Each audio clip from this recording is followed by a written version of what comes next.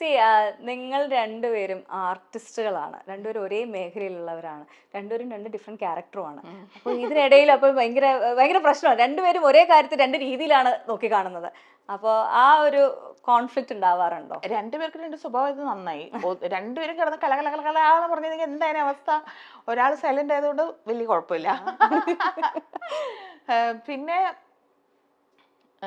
എനിക്ക് തോന്നിയിട്ടുള്ളത് എന്താ വെച്ചാൽ ഇപ്പം ശ്രീ എല്ലാ കാര്യങ്ങളും കുറച്ചൊന്നും ഇങ്ങനെ ആലോചിച്ച് അങ്ങനെ ആലോചിച്ച്, ഞാൻ അങ്ങനെയല്ല, പെട്ടെന്ന് എനിക്ക് നടപ്പാക്കണം കാര്യങ്ങൾ.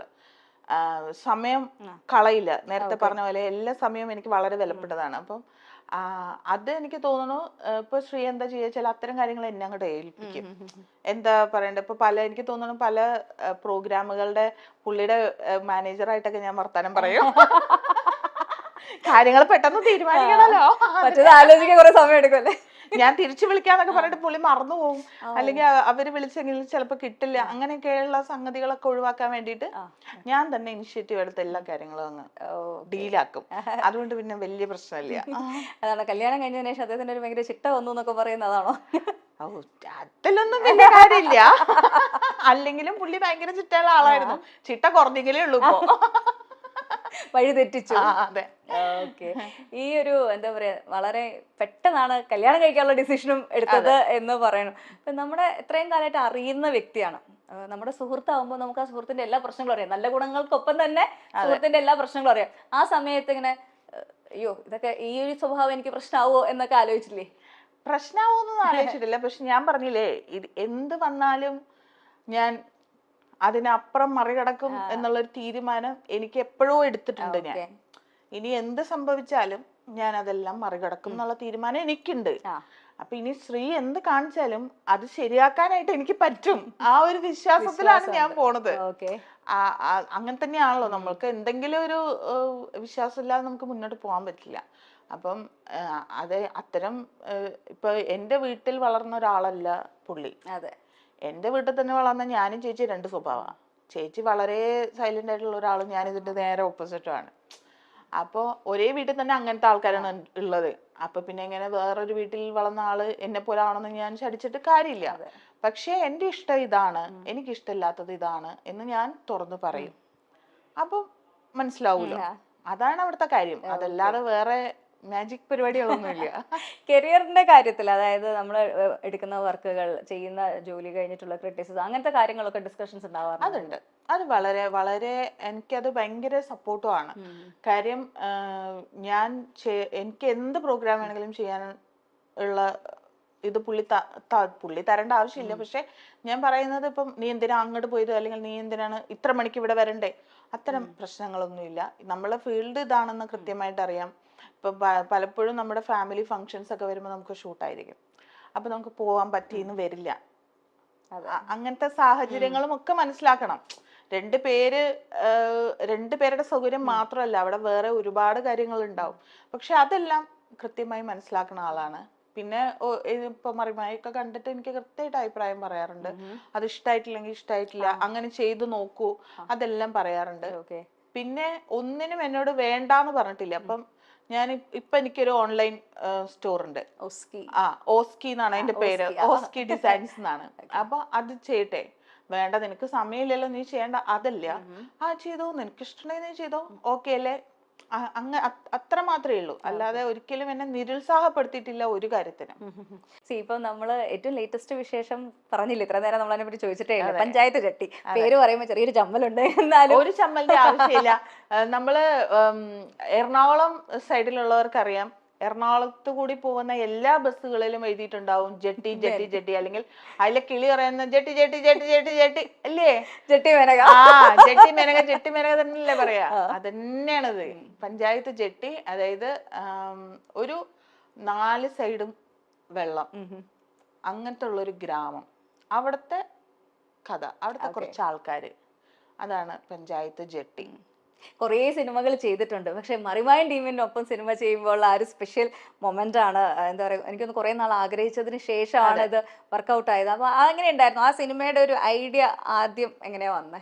ആ സിനിമയുടെ ഐഡിയ എന്ന് പറഞ്ഞാൽ സിനിമ ചെയ്യാൻ വേണ്ടിയിട്ടുള്ള ഒരു കഥയായിരുന്നില്ല ഇത്. ഞങ്ങളുടെ സലീമക്ക ഒരുപാട് കൗണ്ടറിന്റെ ആളാണ്. എപ്പിസോഡുകൾ കണ്ടാൽ നിങ്ങൾക്ക് അറിയാം, അതൊന്നും എഴുതി വെച്ചിട്ടുള്ളതല്ല, പടപടാന്ന് അടിക്കുന്നതാണ്.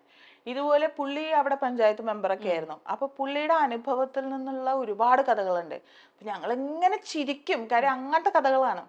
അങ്ങനെ ഒരു ദിവസം ഇതെല്ലാം കൂടി കൂട്ടിയിട്ടുണ്ടെങ്കിൽ നമുക്കൊരു സിനിമയ്ക്ക് ചിരിക്കാനുണ്ടാവൂലോ എന്ന് പറഞ്ഞു. അപ്പൊ അത് അങ്ങനെ വെറുതെ കൂട്ടിയാൽ പറ്റില്ലല്ലോ. അപ്പൊ അത് കുറച്ച് അതിൽ എന്താ പറയാ, സിനിമേനെ ഗൗരവമായിട്ട് കാണുന്ന ഒരാൾ മണിയേട്ടനാണ്. അപ്പൊ മണിയേട്ടനും കൂടെ ഇരുന്നിട്ട് എഴുതി അതൊരു സ്ക്രിപ്റ്റായി. അപ്പൊ ഇതിനെ ആരെ കൊണ്ട് ചെയ്യിക്കും എന്ന് പറഞ്ഞ് മലയാളത്തിലുള്ള ഒട്ടുമിക്ക ആദ്യം നമുക്കൊരു പ്രൊഡ്യൂസർ വേണം. അപ്പോൾ ഇതെല്ലാം എഴുതി റെഡി ആയി കഴിഞ്ഞപ്പോ എന്താ പറയാ, ഒരു വിളി വന്ന പോലെ പെട്ടെന്നൊരു വിളി വന്നു ഉണ്ണി സാറിന്റെ ഈ സപ്തതരംഗ് പ്രൊഡക്ഷൻസിന്റെ, നിങ്ങൾക്കൊരു സിനിമ ചെയ്യാൻ പറ്റുമോ? അതൊരു വല്ലാത്ത വിളിയായിരുന്നു. നമ്മൾ ആരും അങ്ങോട്ട് പോയിട്ടുള്ള വിളിയല്ല. അങ്ങനെ ഒരു വിളി വന്നു. ഓക്കെ ചെയ്യാം, നമ്മുടെ കയ്യിൽ ഇങ്ങനെ ഒരു സാധനം ഉണ്ടെന്ന് മണിയേട്ടൻ പറഞ്ഞു. അവിടെ ചെന്നിട്ട് ഇത് ആരെ വെക്കും എന്ന് പറഞ്ഞിട്ട് ഈ മലയാളത്തിലെ ഏറ്റവും നല്ല യുവനടന്മാരുടെ ഒക്കെ കഥ പറഞ്ഞു. ആർക്കും ഈ അടുത്തൊന്നും ഡേറ്റ് ഇല്ല. അപ്പൊ ഒരുപാട് വർഷങ്ങൾ നമ്മൾ കാത്തിരിക്കേണ്ടി വരും. അപ്പോഴും സലിമിക്കയുടെ തമാശ രീതി പറഞ്ഞല്ല, 5-6 വർഷം കഴിയുമ്പോഴത്തേക്ക് നമ്മളൊക്കെ ഉണ്ടാവുമെന്നോ, ഇപ്പൊ തന്നെ വയസ്സായില്ലേ, നമ്മുടെ സ്ക്രിപ്റ്റ് സിനിമയാവാതെ ഇരുന്നു പോലെ. അപ്പൊ എന്തെയും അങ്ങനെയൊക്കെയുള്ള ഒരു ആലോചനയിൽ അവസാനം പ്രൊഡ്യൂസർ തന്നെയാണ് പറഞ്ഞത് നിങ്ങൾ ചെയ്യേ എന്നുള്ളത്. അത് പുള്ളിയുടെ ഒരു ധൈര്യമായിരുന്നു. അങ്ങനെയാണ് പിന്നെ ഇതെങ്കിൽ അങ്ങനെ ഒരു സിനിമ ആവട്ടെ എന്നുള്ള രീതിയിൽ സിനിമയാവുന്നു. പേരിലെ ഒത്തൊരുമ പോലെ തന്നെയാണ് ജീവിതത്തിലും സ്നേഹ ശ്രീകുമാറും. ഇൻഡസ്ട്രിയിൽ വരുമ്പോൾ തന്നെ സ്നേഹയുടെ പേരിനൊപ്പം ശ്രീകുമാർ എന്നുണ്ടായിരുന്നു. വിവാഹശേഷവും ആ പേര് സ്നേഹയ്ക്ക് മാറ്റിയിടേണ്ടി വന്നില്ല. സ്നേഹയും ശ്രീകുമാറും കഴിഞ്ഞ കുറച്ചു നാളുകളായി സോഷ്യൽ മീഡിയയിലെ ഒരു വലിയ ചർച്ചാ വിഷയം തന്നെയാണ്. ശ്രീകുമാറിനെതിരെ ഒരു ലൈംഗിക പീഡന ആരോപണ പരാതി വന്നിട്ടുണ്ടായിരുന്നു. ഉപ്പും മുളകും സീരിയലിലെ ഒരു നടൻ ബിജു സോപാനത്തിനും ശ്രീകുമാറിനുമെതിരെ ഒരു പരാതി നൽകി. ഒരു ലൈംഗിക പീഡന പരാതി. ഒരാൾ തന്നെ ഉപദ്രവിച്ചു എന്നും മറ്റൊരാൾ ഭീഷണിപ്പെടുത്തി എന്ന് പറഞ്ഞുകൊണ്ടായിരുന്നു പരാതി. അപ്പോൾ ഈ പരാതി വന്ന ശേഷം വളരെ വലിയ രീതിയിൽ ചർച്ചയായി. ഉപ്പുമുളകിൽ നിന്ന് ഇവരെ മാറ്റിയോ, അല്ലെങ്കിലും ഇവർ ഇങ്ങനെ തന്നെയാണ്, ഈ ഒരു ഇഷ്യൂ എങ്ങനെയാണ് ഇവരുടെ സ്നേഹയുടെയും ശ്രീകുമാറിന്റെയും കുടുംബ ജീവിതത്തെ ബാധിച്ചത് എന്നൊക്കെ ചോദിച്ചുകൊണ്ട്. എന്നാൽ തന്റെ ഭർത്താവിന് പൂർണ്ണ പിന്തുണ നൽകിക്കൊണ്ടാണ് സ്നേഹ ഒരു ചിത്രം പങ്കുവച്ചത്. ദൈവം ചേർത്ത് വെച്ച പോലെ ഒരു ബന്ധമാണ് ഇരുവരുടെയും എന്നാണ് ആരാധകർ പറയാറ്. ഒരു പ്രണയമായിരുന്നു ഇവർക്കിടയിൽ എന്ന് ചോദിച്ചാൽ പ്രണയം എന്നതിലുപരി പരസ്പരം അത്രയും അടുത്തറിയുന്ന നല്ല സുഹൃത്തുക്കൾ. അങ്ങനെയുള്ള കൂട്ടുകാർ ജീവിതത്തിൽ ഒരുമിച്ചപ്പോഴും ആ സ്നേഹവും ഊഷ്മളതയും ബന്ധത്തിലും നിറഞ്ഞു നിന്നു.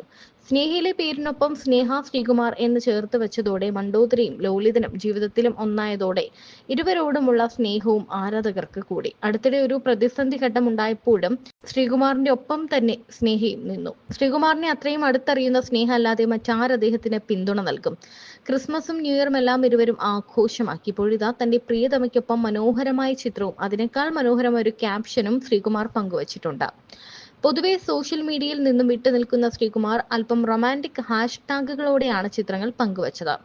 എന്റെ ശക്തി, എന്റെ പെണ്ണ്, strong family, my strength, my girl, strong family എന്നീ ഇംഗ്ലീഷ് ഹാഷ്ടാഗുകളോടെയാണ് ശ്രീകുമാർ പോസ്റ്റ് പങ്കുവച്ചത്. ഇരുവർക്കും ഒരു മകനാണുള്ളത്, കേദാർ. കുഞ്ഞിന്റെയും കുടുംബ വിശേഷങ്ങളും എല്ലാം സ്നേഹ സോഷ്യൽ മീഡിയ വഴി പങ്കിടാറുണ്ട്. അഭിനയത്തിന് പുറമെ ബിസിനസ് രംഗത്തേക്ക് കൂടി ചുവടുവെച്ച സ്നേഹയ്ക്ക് പൂർണ്ണ പിന്തുണയാണ് ശ്രീകുമാറും നൽകുന്നത്. മറിമായത്തിലൂടെയാണ് സ്നേഹയും ശ്രീകുമാറും സൗഹൃദത്തിലാകുന്നത്. ആ ബന്ധം ഇരുവരും ജീവിതത്തിലുടനീളം നിലനിർത്താനായി തീരുമാനിക്കുകയായിരുന്നു. 5 വർഷം മുൻപായിരുന്നു ഇവരുടെ വിവാഹം. അങ്ങനെ പ്രണയിച്ച് നടന്ന് വിവാഹിതരായവരല്ല, അതങ്ങ് സംഭവിച്ചതാണെന്നും സ്നേഹ പറഞ്ഞിരുന്നു. ഓസ്കാറിനും കേദാറിനും ഒപ്പമായി സന്തോഷകരമായ ജീവിതം നയിച്ചു വരികയാണ് സ്നേഹയും ശ്രീകുമാറും. ചാക്കോച്ചൻ രാജമാറ്റിയാഹു എന്ന് പറയുന്ന സിനിമയിലാണ് ഞാൻ ചെയ്തിട്ടുള്ളത്. അപ്പൊ കുറേ ദിവസം ഷൂട്ട് ഉണ്ടായിരുന്നു കോഴിക്കോട്. മഴയൊക്കെ ആയിട്ട് ഞങ്ങൾ പെട്ടിട്ട് അങ്ങനെയും കുറേ ദിവസം നീണ്ടു. അപ്പോ ആദ്യത്തെ തവണയ്ക്ക് നമ്മൾ കാണുമ്പോഴത്തേക്കും ഇങ്ങനെയാന്ന് നമുക്ക് അറിയില്ലല്ലോ. അതിൽ ആസിഫും ഇവര് ഭയങ്കര കൂട്ടാണ്. അവരുണ്ടാളും എപ്പോഴും അവരുണ്ടാളും ഒന്നിച്ച് ഭയങ്കര തമാശയൊക്കെ പറയണതൊക്കെ കാണാം. പക്ഷെ പിന്നെ കുറച്ച് ദിവസം കഴിഞ്ഞപ്പോഴത്തേക്കും നമ്മളായിട്ടൊക്കെ ഭയങ്കര കൂട്ടായ ആള്. പിന്നെ പുള്ളിയുടെ വൈഫും വരും. പിന്നെയുള്ള ഇതെന്താ വെച്ചാല് നമ്മള് ദംഷറാസ് കളിക്കുക, അല്ലെങ്കിൽ സിനിമയുടെ പേര് സ്വകാര്യമായിട്ട് പറഞ്ഞിട്ട് അത് ഇങ്ങനെ അഭിനയിച്ച് കാണിക്കില്ലേ, അതായിരുന്നു നമ്മുടെ മെയിൻ കളി. അത് അങ്ങനെയൊക്കെ ആയിട്ട് പിന്നെ അത് എങ്ങനെയത് പറയേണ്ടതെന്ന് എനിക്കറിയില്ല. പിന്നെ അത് അങ്ങനെ ആയി ഭയങ്കര ഒരു എല്ലാവരും അങ്ങനെ. അനുശ്രീ ആയിരുന്നു, അനുശ്രീ. പിന്നെ നിക്കി മാത്രമാണ് കുറച്ച് ദിവസം ഉണ്ടായിരുന്നുള്ളൂ. അപ്പൊ നിക്കിക്ക് പെട്ടെന്ന് നിക്കിയുടെ പോർഷൻസ് തീർക്കേണ്ടത് കൊണ്ട് നിക്കിക്ക് മാത്രം അതിൽ പങ്കെടുക്കാൻ പറ്റിയില്ല. ബാക്കി സെറ്റിലുള്ള എല്ലാവരും അതിൽ പങ്കെടുത്തിട്ടുണ്ട്. ഉണ്ട് ഷാജിൻ ചേട്ടൻ, ആസിഫ്, ചാക്കോച്ചൻ വളരെ തമാശയൊക്കെ പറഞ്ഞ് അങ്ങനെയൊക്കെ ഭയങ്കര രസമുള്ള ഒരാളാണ്. ഓക്കെ, രാജുവേട്ടൻ. ഇല്ല, ഞങ്ങള് വളരെ